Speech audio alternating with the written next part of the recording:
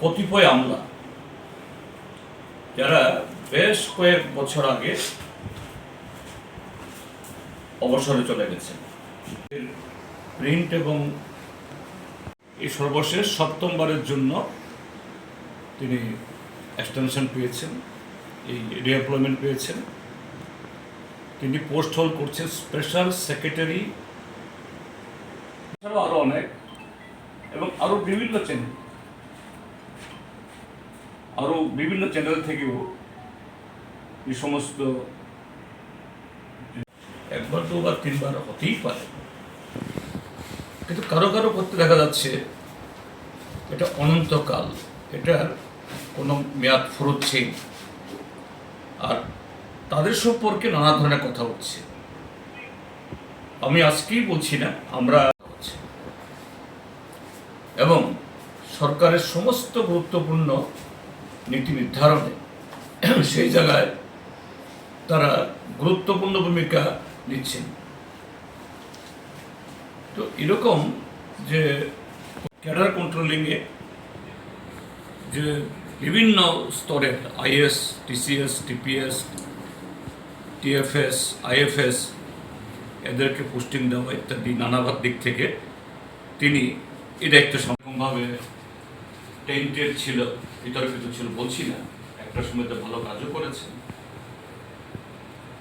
তার নাম Anindya Kumar Bhattacharya, retired IAS officer, promotee. তাদেরকে বারবার যে পুনর্নিয়োগ করে এবং খুবই গুরুত্বপূর্ণ দপ্তরে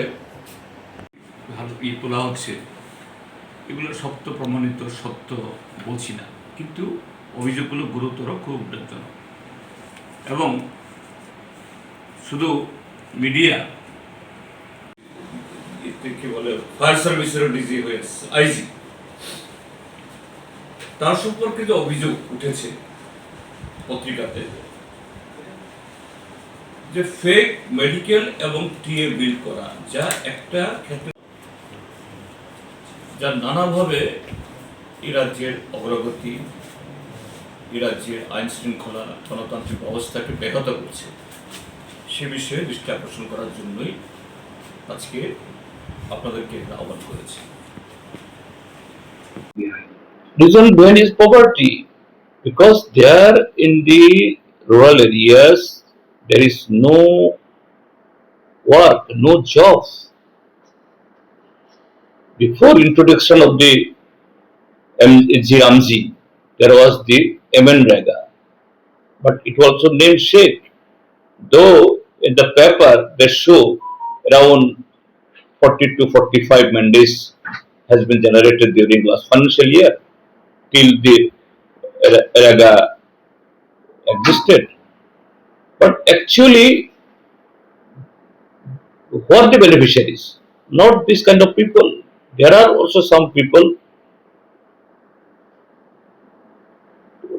backed by the Mandal, means BJP's local board, a local committee. There are a few people only against their job card, though they never participate in the physically to the that kind of job, but against their name they work more than 100 mandates even. So all the money, it goes to a certain sections, amassed by certain section. These really deserving people, they are different out of that. That's why the poverty is prevailing, and mostly in the ADC areas. And very unfortunately, our Khumlung ADC, those who claim they are the custodian of the Prasa ADC areas, they are silent. They are totally reluctant, and because of that, these are happening in our state. If the child goes to what is the financing at what price? Only 21,300 rupees, according to the statement of the father. Our party leaders, Comrade Krishna Rakshit, Comrade Tapas Datta, our District Secretary of South, and our MLA Dipankar Sen, they visited the house of that guy, that family, Ram Rai Bari, and their statement is that the child was sold only against 21,300, and that was promised. And according to that father of that uh, the unfaithful child, that also not paid to him in full.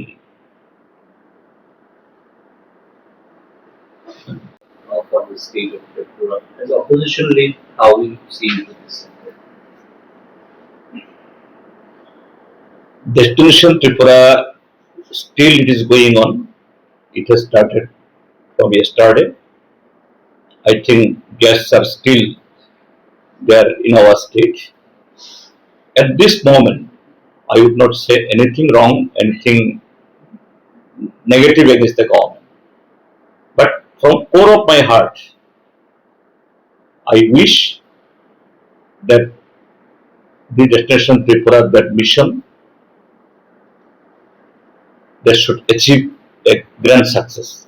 Being an not as a LOP, as a citizen of this state, I will that is wish that really it is materialized in true sense. I would say that, and later on I will definitely, after having going through and taking this talk, I will make comment on it. But today, since our guests are here, I will not make any adverse comment. Destination Tripura সম্পর্কে জিজ্ঞেস করা হয়েছে। আমি এই মুহূর্তে আমার অন্তর থেকেই বলবো, এটা এখনো চলছে। মুখ্যমন্ত্রী বা সরকার দাবি করছেন এটা বাস্তবে পরিণত হোক। ত্রিপুরার একজন নাগরিক হিসেবে আমি চাইবো ত্রিপুরাতে বিনিয়োগ আসুক, উদ্যোগ সফল হোক। পরে আরো খোঁজ খবর নিয়ে বাস্তবে কি হয়েছে, এখন অতিথিরা এখানে নেগেটিভ কিছু বলে ত্রিপুরা রাজ্যের ইমেজ আমি খারাপ করতে চাইবো না, বরঞ্চ এটা ভালো হোক আমি চাই। সম্পত্তি কত হতে পারে? আমি এগুলো পেয়েছি, আমি তো দেখলাম একটা জমির মালিকই এখানে যে অভয়নগর না কোন জায়গায় জানি প্রায় 2.5 কোটি টাকা বলছে।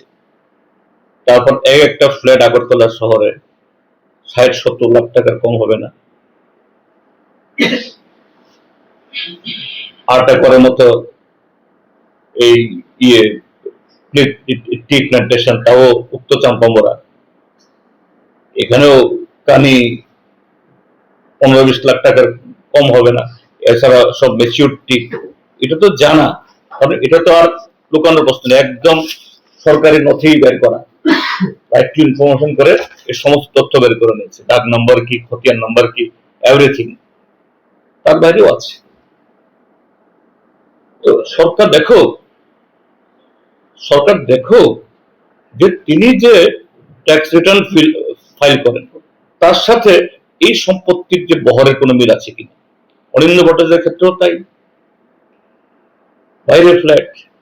আরেকজন অফিসের কথা বলছি, তিনি এখনো সার্ভিসে আছেন, আমি পরবর্তী সময় আসবো, আমি আরেকটু তথ্য সংগ্রহ করছি, আমি নিজে আগে স্যাটিসফাইড হই যে না তথ্যগুলো কতটুকু ঠিক আছে।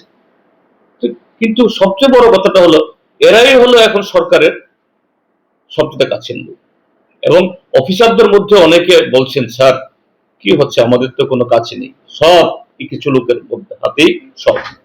এখানেই হলো গুরুতর প্রশ্ন। মুখ্যমন্ত্রী বলছেন অভিষেক চন্দ্রার বিরুদ্ধে ব্যবস্থা গ্রহণ করেছে সরকার আগে থেকেই, যখন বিষয়টা নজরে এসেছে। তো সরকার বলছে করাপশনের এগেইনস্টে তারা স্টেপ নিচ্ছে, কিন্তু আপনি বলছেন প্রদীপ চক্রবর্তীদের কার্যত করাপশনকে জিয়ে রাখার জন্য রেখেছে। অ্যাকচুয়াল ব্যাপারটা কি মনে হয়? তো মুখ্যমন্ত্রী বলুক না, আমি তো আজকে তুললাম, আমি তো একদম বলছি, আমি কাগজ নিয়ে এসেছি আজকে, প্রয়োজনে মুখ্যমন্ত্রীকে আমি দেবো, তিনি যদি চান। তিনি যদি ভিজিলেন্সে দেন, ভিজিলেন্সকে আমি দেবো, হ্যাঁ, কিন্তু ভিজিলেন্সকে তাকে বসিয়ে রাখা হয়েছে, তো কি করে তাহলে হবে? এবং মুখ্যমন্ত্রী বলছেন জিরো টলারেন্স অ্যাকশন নেওয়া হবে। এই যে আইএফএস অফিসার প্রায় 1 কোটি টাকা নিয়ে পালিয়ে গেল, কি করে সে গেল এখান থেকে? অভিষেক চন্দ্রের ক্ষেত্রে কেউ কথা উঠছে 14 কোটি টাকা এরকম, কোথায় তদন্ত? এবং মিডিয়া রিপোর্ট বলছে তাকে বাঁচানোর জন্য একটা লবি তৈরি হচ্ছে। মাননীয় মুখ্যমন্ত্রী দুর্বলতা কোথায়? আপনি যদি এত স্বচ্ছ হন, সৎ হন, কথায় কথায় বলেন জিরো টলারেন্স, আপনি দেখান না। আপনি এরকম টেন্টেড লোকদেরকে বাদ দিয়ে আপনার অফিস চলতে পারছে না, আর সমস্ত ফাইল আগে তার হাতে যাচ্ছে, তারপরে আপনি দেখছেন। তাহলে এটার এই যে এপিসেন্টার কারা? আপনি স্বচ্ছতা থাকলে আপনি হিম্মত করে সে স্বচ্ছতা দেখান। আমার বক্তব্য এই জায়গা।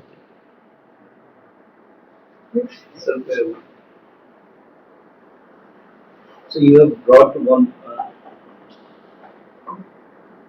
You were speaking about a child who was sold. What আমার দেশের স্বাদ গন্ধ আমার সবচেয়ে প্রিয়।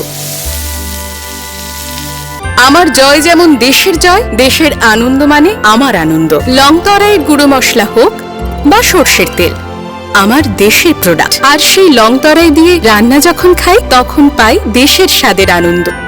সবার সাথে সেই স্বাদের আনন্দ ভাগ করে নেবার মজাই আলাদা। দেশের স্বাদের আনন্দ লংতরাই।